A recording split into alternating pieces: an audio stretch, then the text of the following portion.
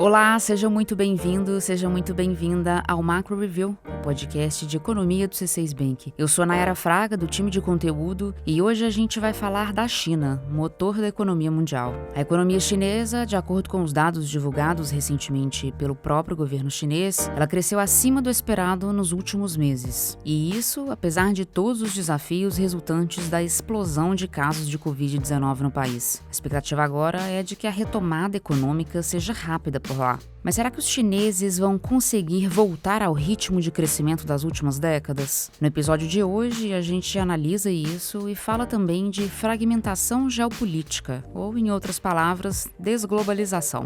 Um novo estudo do FMI estima o tamanho do impacto que a fragmentação do mundo poderia provocar na economia global.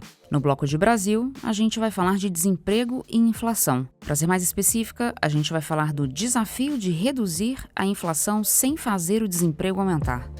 Hoje é 23 de janeiro de 2023. Vamos nessa?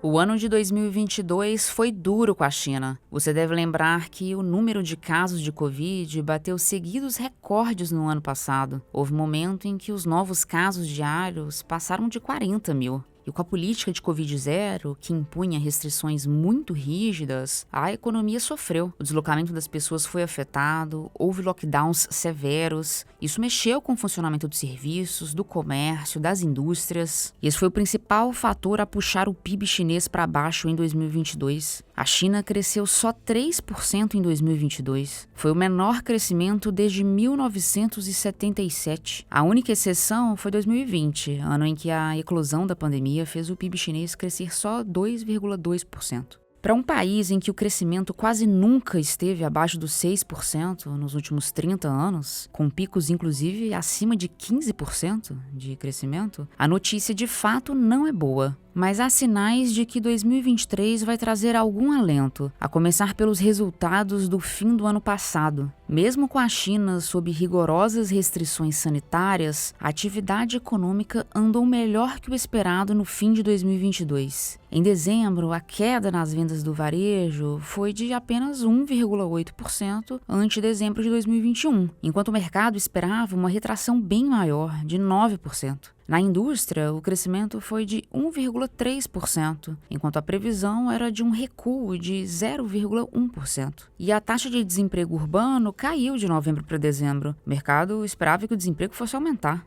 Os analistas ainda refletem sobre como a China conseguiu esse desempenho em meio a um cenário tão adverso. Alguns ainda tentam entender os números tão descolados das previsões, mas trabalhando com os dados que a gente tem agora, foi realmente um desempenho acima do esperado. Além de varejo e indústria melhores, a gente vê outros dois fatores que devem impulsionar o crescimento chinês. O primeiro é a suspensão da política de Covid-0. Só para relembrar, o governo, para minimizar os custos econômicos e sociais, suspendeu a política de Covid-0, deixando de lado a exigência da quarentena, a testagem obrigatória, a classificação de áreas de risco, entre outras medidas. Mesmo que os casos aumentem por causa do Ano Novo chinês, aliás, vale dizer que a China não reporta mais os casos diários, mas a expectativa é a de que aumente mesmo os casos, porque esse momento de agora é o momento em que milhões de pessoas se deslocam dos centros urbanos para a cidade natal. Então, mesmo que esses casos subam, é pouco provável que os chineses retomem as regras com o mesmo rigor de antes. Outra coisa que deve contribuir para o crescimento da China são os estímulos ao setor imobiliário. O setor vive uma crise em que construtoras estão mergulhadas em dívidas e em que consumidores têm medo de não receber os apartamentos comprados. Existe uma insegurança no ar. Para ajudar o segmento imobiliário a enfrentar essa crise, o governo chinês vai conceder 24 bilhões de dólares a incorporadoras. É por conta dos números do fim de 2022 e dessa perspectiva de que a economia volte ao normal que diversas instituições estão revisando suas projeções de crescimento para a China. O JP Morgan Asset Management, por exemplo, prevê um PIB acima de 5% para a China em 2023, contra uma estimativa anterior de 4 a 4,5%. Considerando que os movimentos na economia chinesa impactam o mundo todo, o que será que um crescimento de 5% na China pode provocar? E se o crescimento for rápido e for forte? No mercado, existe uma discussão sobre a possibilidade de a recuperação da China levar a uma nova alta no preço da energia no mundo, a uma alta no preço das commodities em geral. Na quarta-feira passada, a Agência Internacional de Energia anunciou prever aumento da demanda global por petróleo em 2023, principalmente por conta dos chineses. Mas, na nossa visão, apesar da provável melhora no quadro chinês, o baixo crescimento da economia global tende a manter os preços das matérias-primas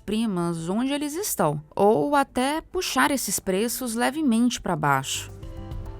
Agora, do ponto de vista do Brasil, uma China que cresce mais é uma boa notícia. Pensa que cerca de 30% de tudo que a gente exporta vai para o território chinês. Aliás, existe uma correlação clara entre o PIB da China e o PIB do Brasil. Historicamente, quando a China vai bem, o Brasil tende a ir bem.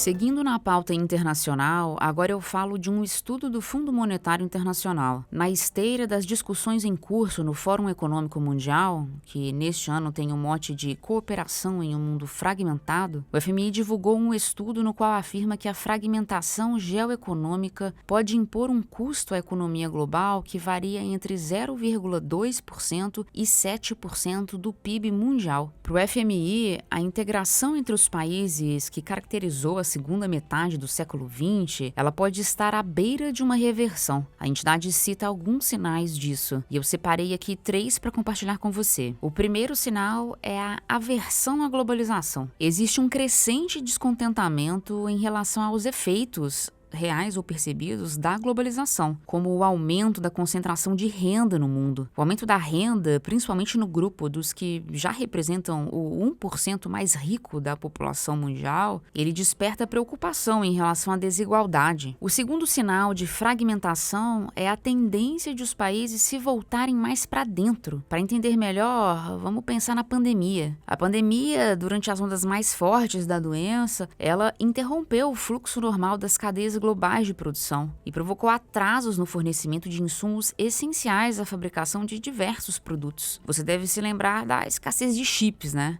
Esse desarranjo fez grandes países passarem a considerar a fabricação de itens antes importados em solo nacional.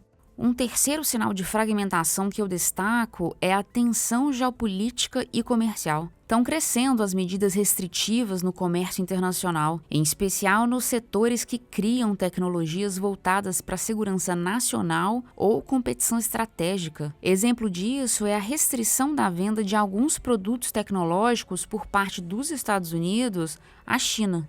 Outro sinal de fragmentação, ainda dentro da tensão geopolítica, tem a ver com a guerra na Ucrânia. Como a Rússia interrompeu o fornecimento de gás aos europeus, o preço da energia disparou na Europa, o que levou o continente a buscar fontes alternativas de energia internamente e no exterior. As sanções econômicas impostas à Rússia também fizeram diversos países buscarem novos parceiros comerciais. Para o FMI, as consequências de uma possível fragmentação vão ser sentidas via redução no fluxo do comércio global, via queda na difusão de tecnologias e via redução da eficiência e da inovação. Quando crescem as barreiras ao fluxo de trabalhadores, as empresas têm dificuldade para atrair talento estrangeiro. Na nossa visão, a tendência é que a fragmentação do mundo se aprofunde. O tema merece atenção não só pelo impacto que ele pode ter sobre o crescimento econômico, mas também pelo efeito inflacionário que ele pode provocar. Se esse assunto de fragmentação da economia global te interessa, eu sugiro que você ouça o episódio 32 do Macro Review. O título do programa é Rumo à Desglobalização. É só buscar aí no nosso canal, episódio 32.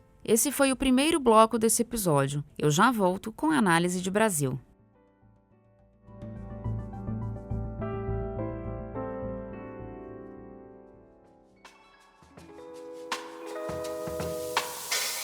Agora o assunto é desemprego no Brasil. A taxa de desemprego está hoje no menor patamar dos últimos 7 anos, como a gente já comentou aqui outras vezes. A novidade agora é o resultado da PNAD contínua, que saiu na semana passada. A pesquisa feita pelo IBGE mostrou que o desemprego ficou estável em 8,5% no trimestre encerrado em novembro, considerando o nosso ajuste sazonal. O número repete o desempenho do trimestre terminado em outubro. Isso depois de 17 meses de queda. Essa estabilidade no número é um sinal de que a desaceleração econômica do país começa a ser sentida no mercado de trabalho. É que com a Selic em patamar elevado, em 13,75%, e com a expectativa de que ela permaneça nesse nível por um bom tempo, os empresários tendem a adiar a expansão de seus negócios e tendem a contratar menos pessoas. É isso, aliás, somado à desaceleração global, que nos leva a crer que o desemprego vai subir lentamente até 2024.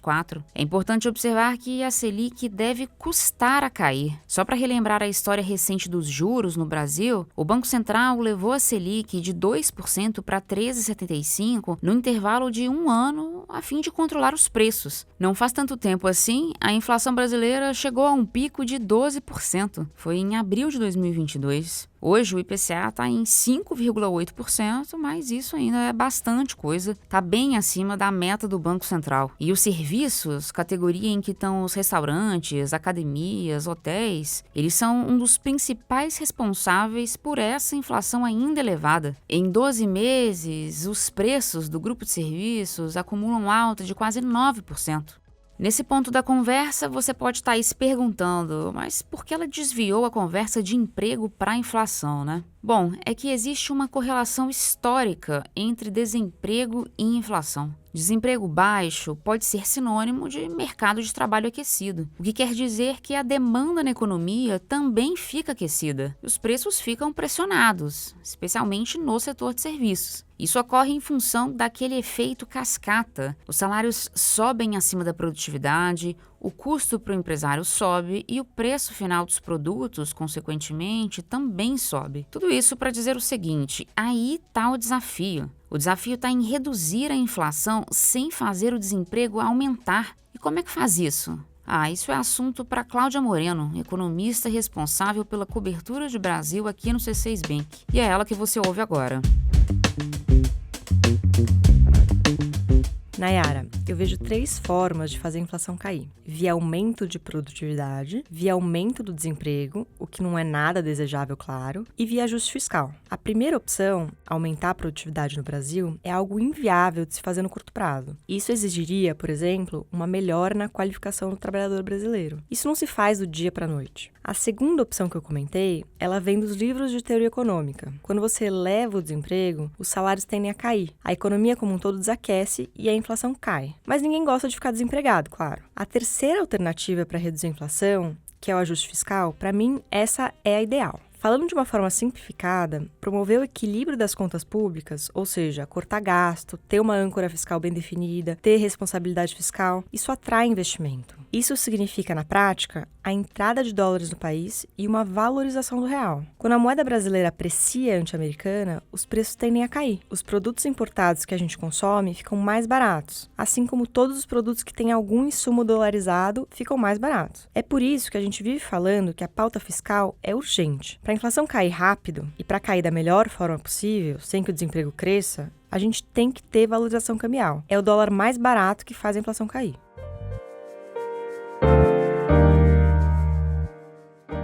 Hora da nossa agenda. Eu compartilho aqui os principais dados econômicos que nossa equipe acompanha nesta semana. Na terça-feira, 24 de janeiro, o IBGE divulga o IPCA 15, prévia da inflação de janeiro. A gente projeta uma alta perto de 0,6%. Também na terça-feira, sai o Índice de Gerentes de Compras, o PMI dos Estados Unidos, da zona do euro e do Reino Unido. A gente espera ver sinais de desaceleração dessas economias, mas a Europa e o Reino Unido podem apresentar uma melhora em função da queda recente nos preços de energia. Na quinta-feira, 26 de janeiro, sai o PIB dos Estados Unidos do quarto trimestre de 2022. A expectativa do mercado é de um crescimento anualizado de 2,6% em relação ao trimestre anterior. Na sexta-feira, dia 27, nos Estados Unidos, saem os dados de dezembro do Índice de Preços de Gastos com Consumo, o PCE, que é o indicador de inflação preferido do Banco Central americano. A expectativa é de desaceleração do núcleo da inflação americana por conta da perda de fôlego da economia dos Estados Unidos.